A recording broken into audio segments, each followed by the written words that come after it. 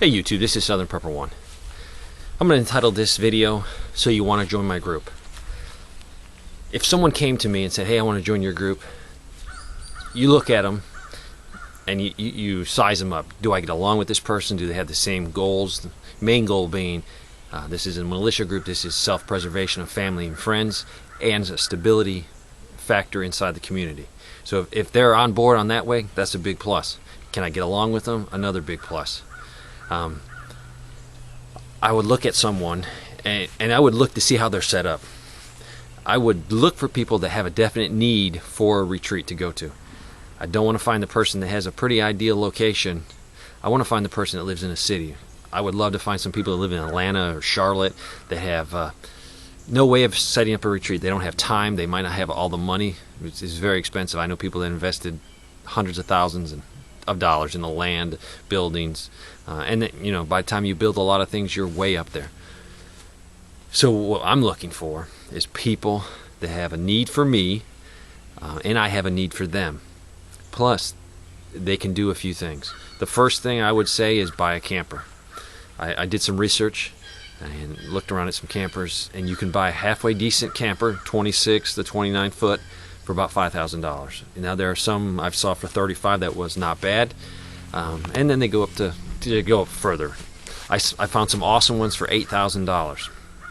I found a pop-up for $1,500 that wasn't bad at all. It sure beats a tent.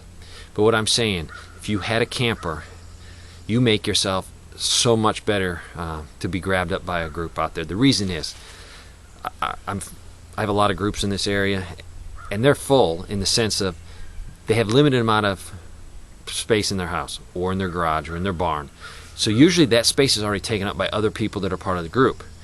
So the groups want to bring in other people, but the problem is they don't have a place to shelter them. You need that, because you can't have someone living in a condition that's way down here and everybody else is living up here.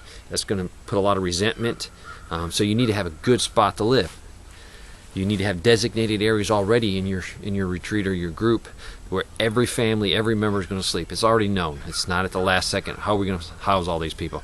So if you were looking to join a group, my group, you need a camper. After you get a camper, you need some basic supplies, and all these would be pretty common. Water filter, a Berkey, a monolithic, just something to purify water. You need get a couple large tarps so you can make a shelter over top of your camper, so you have a little outdoor living space. So when it's rainy, you can still be outside. I would also make sure you have a picnic table so you can eat outside. It just creates more outdoor space. Some outdoor chairs would be great, which we all have those right now, so it's really not a big expense. Next, I would recommend get some of the 100-pound propane tanks. These are the largest portable size you can have. Get 4, 5, 6, and these would be awesome to run your refrigerator, your stove. Now you're not going to run it all the time, but you will be able to in your camper. The main goal, though, is if you were in a retreat, is to do community eating. You'd cook one meal for everyone, be more efficient, less waste of energy, and that'd be definitely the way to go. But have some propane tanks to run the furnace. You'll go through it really quick, but if you ran it a couple hours at night, on the coldest nights, especially living in South Carolina, you'll be all right. Not a problem at all. Next, I'd say start getting some solar panels. Look at some solar. If you can provide some electricity during the day and night to run some fans, some lights, it will make living so much easier. Next, firearms and ammunition. This is a no-brainer as preppers. I did a survey of our large extended prepper group, and we have more firearms than we would ever use because we're guys and we buy. Which is good, though, because if something happens, we will be able to arm our loved ones and our friends, because they might show up at our place. They might be preppers already, but they might lose everything. They might have everything stolen, or they just can't carry it. So being able to give a loved one a good quality firearm and some ammunition is awesome, because that's what they're going to need. And really giving them that, it will help you because it will make your location much more secure. Next is food. For our group, you need a minimum of 1 year. Now, as you start off, you say, man, I can't afford it 1 year. That's fine. But if you're actively working towards that goal, that's all anybody can ask of anyone. Keep working to the goal. Next, probably the biggest thing is you need to pre-position your stuff, especially with the threat of an EMP. You might say, well, I'm going to haul all my stuff over there. If an EMP happens and your vehicle's dead in the water, what are you going to do? You'll carry your bug out bag and you'll show up. It won't be good for anyone. So pre-position. A cache is wonderful. The old oil drums. I'll be doing a video on using a 500-gallon septic tank, the plastic kind. So that's also good. Bug on the lens. Pre-position your stuff. It builds up trust between the people. If you pre-position your supplies at someone's house, they know you're going to show up. Without a shadow of a doubt, you are committed to the plan. I think that's the biggest thing, pre-positioning. Next,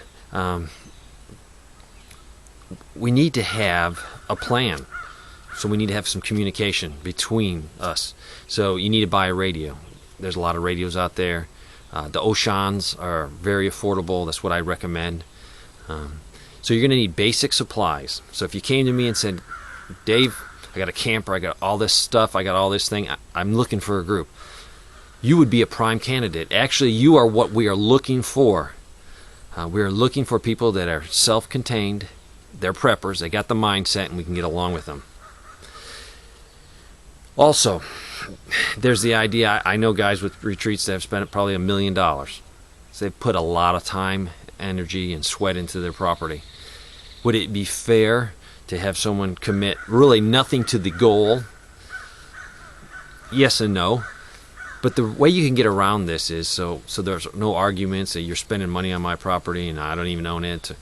This is what you need to do. You need to look at stuff the group needs. You say, well, you're going to join the group, but if you're going to join the group, this is what you need to work on. You need to buy night vision. I'll be doing a video on the PVS 14s. I went ahead and purchased some. I bit the bullet. The best combat multiplier that money can buy. So shortly I'll be doing a video on that. But things like that, you need to go out and buy stuff. You still own it, but you bring it to the party. And it could be anything the group needs. But you need to contribute something. And the biggest thing that you can contribute to a group is pre-positioning your camper, pre-positioning your food and supplies. Because what you're doing for the owner of that property is you're bringing him a ton of security. You're bringing him some stability. Because what are you doing? You're leaving wherever you live. Now, granted, if you live in a condo, you live in an apartment, it's really easy to leave that. You don't own it. If you're renting, you jump up with your belongings and go. But there'll be people I know that'll be leaving houses that are paid for, that are in the city. Very hard to do. That's what you've worked at your whole life. You've put everything into that piece of property. So there is a trade-off. Yes, you're coming to someone else's property, and you're going to provide him a service of security and extra hands. He's going to provide you with some infrastructure. The biggest thing you could do if you are a property owner looking to recruit people is make sure you have a good water plan. I've gone with the simple pump. I've gone with the solarized simple pump, so I have water pressure. So I could provide water, and being able to provide people with clean water, pressurized, is a big plus. It's a complicated thing because you got to find the right people. So if someone comes to me and say, hey, I want to join your group, this is basically the outline I would tell them. Try to take care of these things, and then we can see where it goes. But the person that's trying to find a retreat has to do his part. You got to make it very easy for the retreat owner or the homeowner to say, yes, you're welcome in, because what? You are taking responsibility for everything you can. You might not have a retreat, but you're taking care of everything else. So it's a two-way street. I hope I didn't confuse you with this. But if there's someone in the area that's looking for a retreat, and you've done everything you can, you're a responsible prepper, and you're putting back things, but you know your place is not securable, and you need a place to go. I know of multiple places in this area that have great infrastructure. They're actively looking for people that have taken that step to protect their family. Thanks for watching.